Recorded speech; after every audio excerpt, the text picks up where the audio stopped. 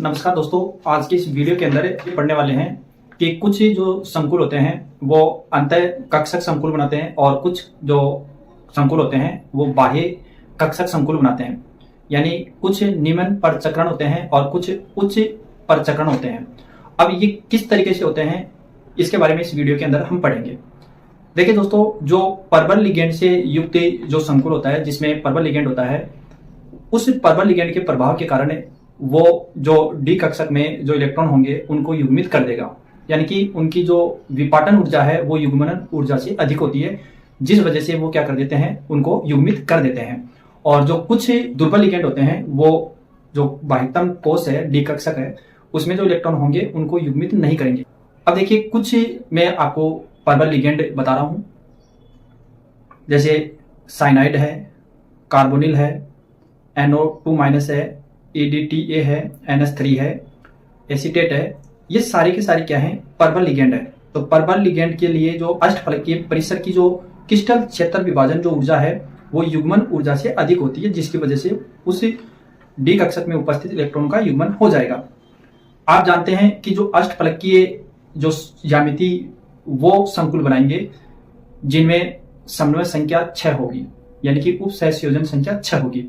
और अष्टफलकीय जो संकुल होते हैं उनमें दो तरीके का संकरण होता है, जिसमें 6 कक्षक होंगे। जैसे पहला है D2sp3 और दूसरा है sp3d। D2sp3 है, इसमें D पहले आ रहा है, मतलब ये अंतः कक्षक बनाएगा। और अंतः कक्षक परबल लिगेंड बनाते हैं क्योंकि ये क्या करते हैं, इलेक्ट्रॉनों को युग्मित कर देते हैं। और बाह्य कक्षक या उस परचक्रण है वो दुर्बल लिगेंड युक्त जो संकुल है वो बनाएंगे, क्योंकि ये इलेक्ट्रॉन को युग्मित नहीं कर पाएंगे। देखिए यहाँ पर एक संकुल है CONH3 और बाहर लग रहा है +3। इसमें जो कोबाल्ट है उसकी ऑक्सीजन अवस्था +3 है और इसका इलेक्ट्रॉन विन्यास ये है Ar3d6 4s। इसका इलेक्ट्रॉन विन्यास लिखेंगे हम तो इस तरीके से होगा। और इसके डी कक्षक है उसमें 6 इलेक्ट्रॉन है, तो इस तरीके से हुंड के नियम के अनुसार इसमें 6 इलेक्ट्रॉन इस तरीके से भरते हैं। और यहाँ का जो इलेक्ट्रॉन है वो यहाँ चला जाएगा और इसको क्या कर देगा, ये युग्मित कर देगा। और यहाँ का इलेक्ट्रॉन यहाँ चला जाएगा और ये युग्मित हो जाएगा। तो इसमें ये 2 DK, 1 S का और ये 3 PK जो कक्षक हैं वो भाग लेंगे और D2sp3 संकरण होगा। इसमें जो आंतरिक कक्षक हैं, जैसे ये डी कक्षक हैं, ये अंदर वाले हैं, तो ये इसमें भाग ले रहे हैं। इसी प्रकार जैसे एक उदाहरण ये है, इसमें FeS2O6 और +3 इस ऊपर, तो Fe का इलेक्ट्रॉन विन्यास है वो इस तरीके से होगा 3d6 4s2। तो 3d के अंदर 6 इलेक्ट्रॉन है, तो 6 इलेक्ट्रॉन इस तरीके से हम इसमें भरेंगे। तो यहाँ के जो +3 ऑक्सीजन अवस्था होने के कारण इसमें से 2 इलेक्ट्रॉन तो 4s में से निकलेंगे और एक 3d में से निकलेगा। इस तरीके से 3 इलेक्ट्रॉन निकलने के बाद में इसका जो इलेक्ट्रॉन विन्यास है वो इस तरीके से होगा।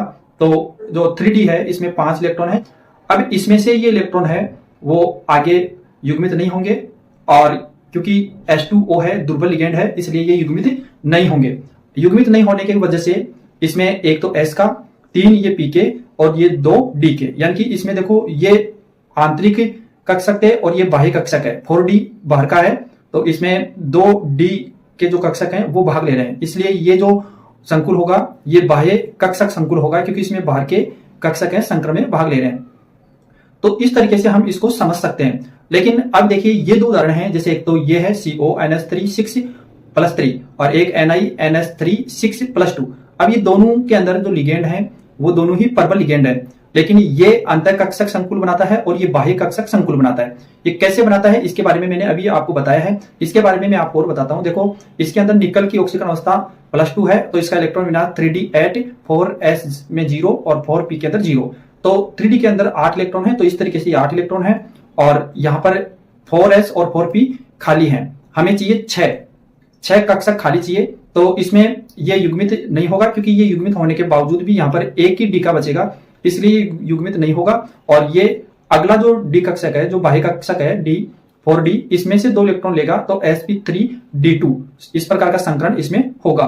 तो इस तरीके से जो अंतः कक्षक संकुल और बाह्य कक्षक संकुल बनते हैं। अब देखिए, जो दुर्बल लिगेंड होते हैं वो कभी भी अंतः कक्षक संकुल नहीं बनाते हैं, लेकिन कुछ उदाहरणों के अंदर ये अपवाद स्वरूप हो भी जाता है, तो आपको ये ध्यान रखना है। तो मैं उम्मीद करता हूं आपको ये वीडियो अच्छा लगा होगा। यदि ये थोड़ा सा भी आपको अच्छा लगा है तो आप वीडियो है उसको लाइक कीजिए। Thank you for watching.